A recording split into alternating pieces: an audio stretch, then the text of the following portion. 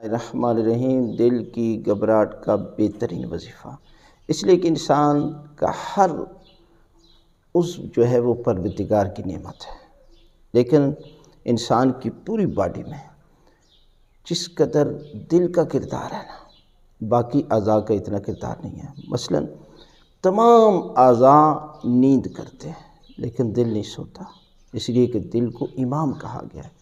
قلب ہے کہ جو بہترین کردار ادا کرتا ہے، وسیلے کے طور پر پوری باڈی کو خون دیتا ہے۔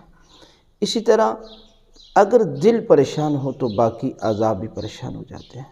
لہذا دل کی گھبراہٹ کے لیے بہترین وظیفہ یہ ہے کہ ہر نماز کے بعد جو ہے وہ آپ دل پر ہاتھ رکھ کر 14 مرتبہ اس آیت کی تلاوت کریں، الا بذکر اللہ تطمئن القلوب، اس لیے کہ قلب کو راحت اور سکون اللہ کے ذکر سے ملتا ہے۔ لہذا آپ سب جو ہے وہ اس آیت کو ہر واجب نماز کے بعد 14 مرتبہ تلاوت کریں تو خداوند عالم آپ کی گھبراہٹ کو ختم کر دے گا۔